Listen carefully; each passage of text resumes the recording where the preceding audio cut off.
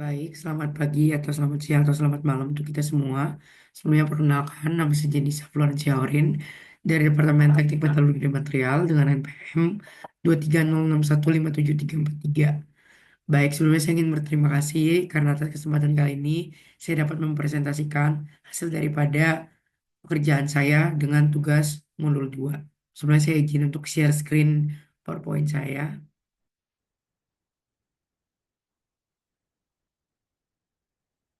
Oke, wait.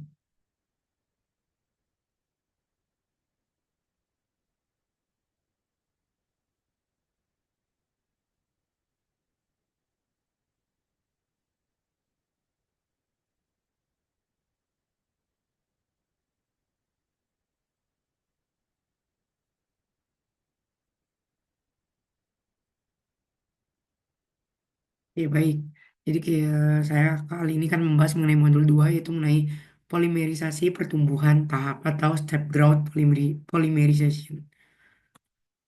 Oke, jadi sebenarnya apa sih polimerisasi pertumbuhan tahap itu? Jadi polimerisasi jenis ini tuh di mana monomer-monomer bergabung melalui reaksi antara gugus fungsi yang berbeda. Nah, setelah dia bergabung antara gugus fungsi yang berbeda, maka akan membentuk suatu rantai polimer secara bertahap.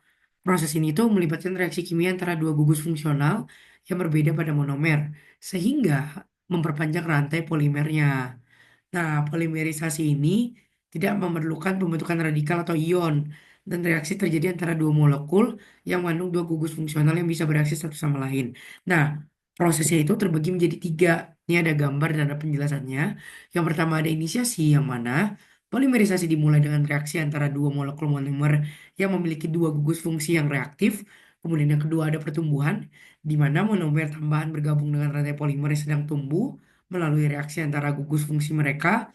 Yang terakhir atau tahap ketiga yaitu penyelesaian di mana proses ini berlanjut sampai semua monomer terpolimerisasi atau sampai reaksi berhenti dan akhirnya membentuk polimer dengan rantai yang panjang. Untuk lebih jelasnya ini ada gambarnya.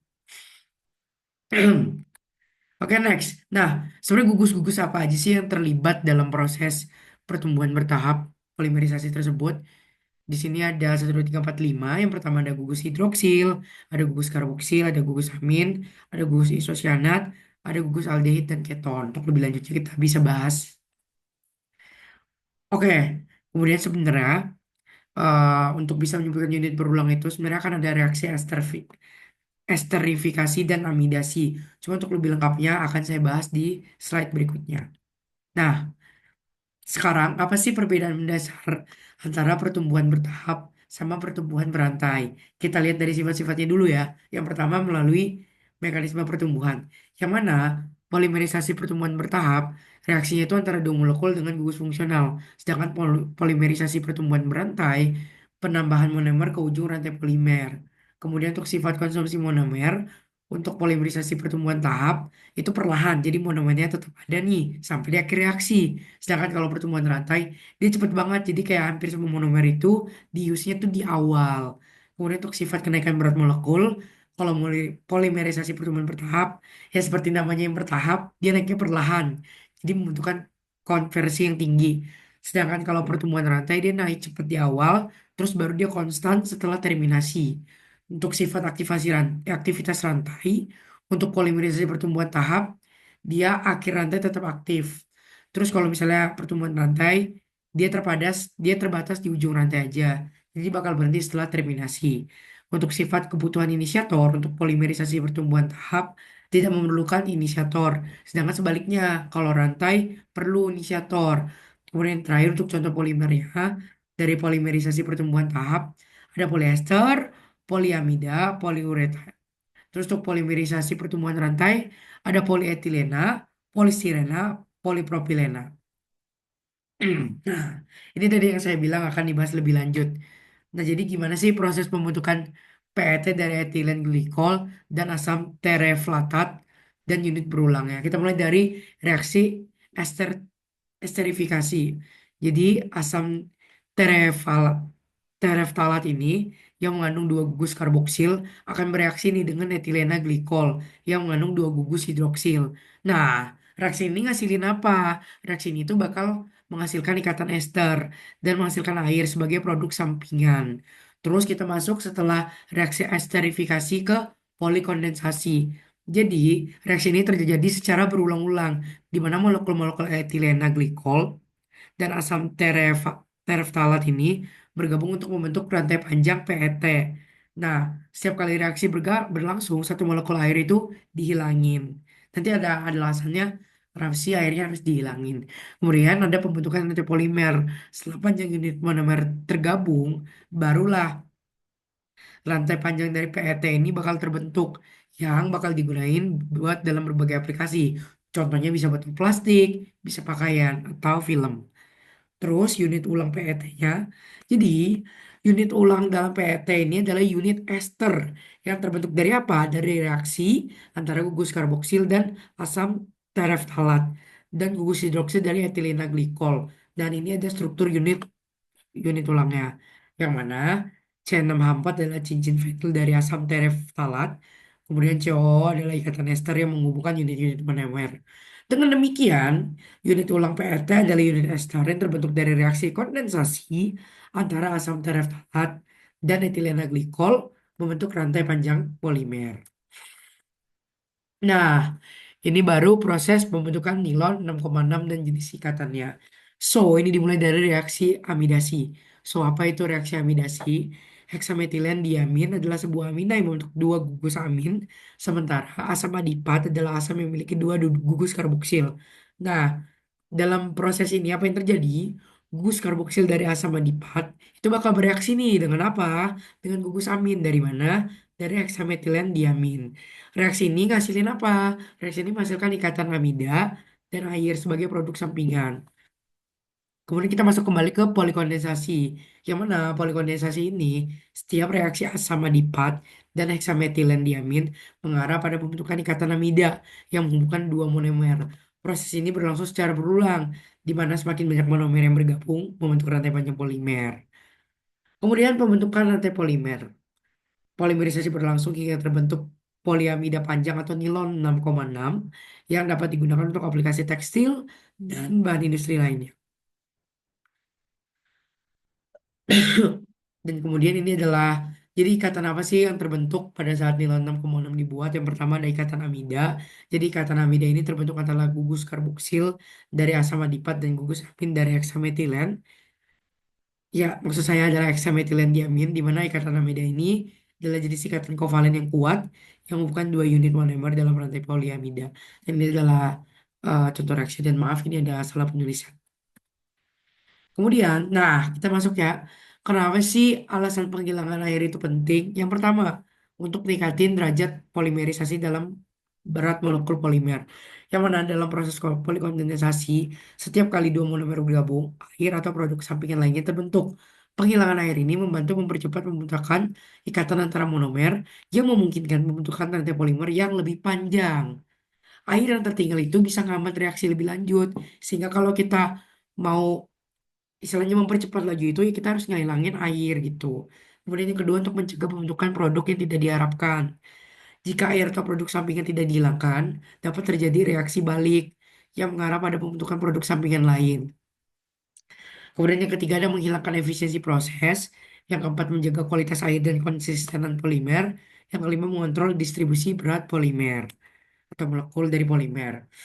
Nah, kemudian kita masuk kepada persamaan Caroders. Terus apa sih korelasinya persamaan ini ke derajat polimerisasi serta konversinya ke monomer mencapai 98%? Oke, yang pertama, apa itu persamaan Caroders?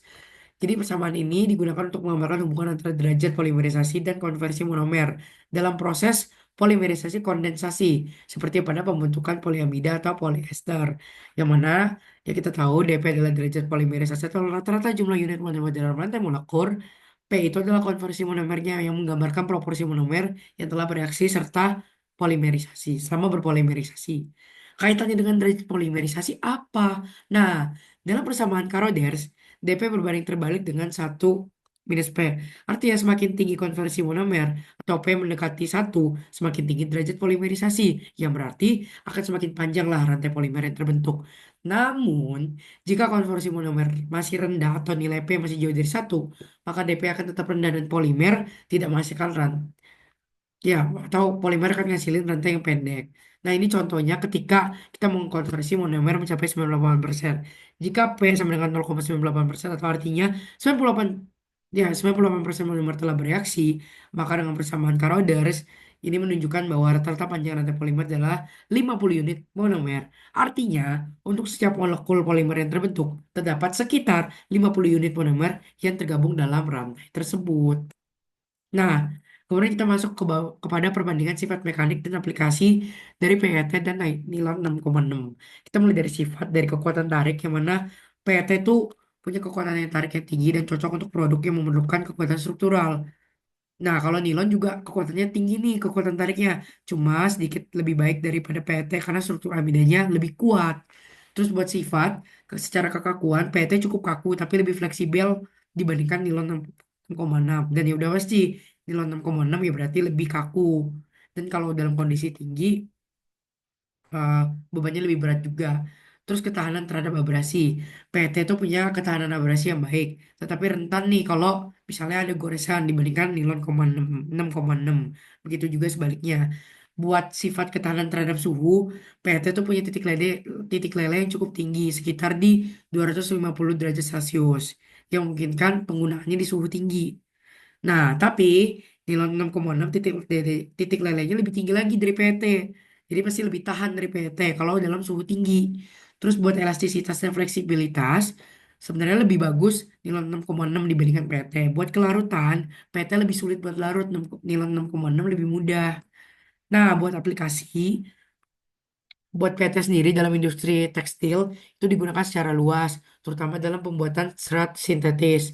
Kalau nilon 6,6 juga digunain nih buat serat sintetis yang kuat, tapi spesifiknya ke pakaian olahraga, kaos kaki, pakaian tahan lama gitu. Buat industri kemasan, PT dibuat buat botol plastik, pokoknya yang minuman-minuman ringan. Sedangkan kalau nilon 6,6 itu lebih ke digunakan kemasan film atau makanan yang emang perlu ketahanan yang tinggi, karena balik lagi kan tadi nilai 6,6 juga lebih tahan di suhu yang tinggi. Buat aplikasi di industri otomotif, PET itu digunakan buat plastik komposit atau serat penguat, atau bisa juga isolasi kabel. Terus kalau nilai 6,6 itu lebih ke komponen otomotif yang memang tahan terhadap panas yang tinggi, contohnya penyaring oli, dan masih banyak lagi. Terus ada industri elektronik yang mana PET digunakan untuk pembuatan film fleksibel dan isolasi kabel, sama lah kayak tadi. Kalau nilai 6,6 digunakan untuk komponen elektronik yang memang pasti lebih suhunya tinggi. Terus industri roda sama ban, PET digunakan untuk membuat ban dan tali dalam bentuk benang atau serat yang bisa ngasih kekuatan tambahan. Sedangkan nilai 6,6 itu lebih umum digunakan buat ban sama tali yang emang lebih dipakai buat suhu tinggi. Nah, sekarang kita masuk ke ada nih faktor-faktor pengaruh kondisi reaksi. Nah, misalnya delta G, yang mana si delta G ini atau yang kita kenal dengan free give energi, reaksi akan lebih menguntungkan atau lebih spontan jika delta G negatif yang dapat dicapai dengan menghilangkan produk sampingan tadi atau air, menggeser reaksi ke arah pembentukan polimer. Kemudian untuk suhu, pada suhu tinggi reaksi polikondensasi menjadi lebih cepat karena peningkatan energi kinetik yang mempercepat tumbukan molekul dan reaksi yang tergugus fungsional. Suhu rendah cenderung memperlambat reaksi dan bisa menyebabkan konversi monomer yang rendah yang menghasilkan polimer dengan berat molekul yang rendah. Untuk vakum atau penggunaan vakum mengurangi tekanan produk sampingan seperti air, mempercepat proses dan meningkatkan konversi monomer sehingga kita dapat menghasilkan polimer dengan berat molekul yang lebih tinggi. Oke, thank you. Sekian presentasi saya. Kurang lebihnya dan mohon maaf. Sekali lagi, terima kasih untuk kesempatan yang sangat berharga ini. Atas nama saya, Jenny Safuran Jaurin, saya ucapkan terima kasih.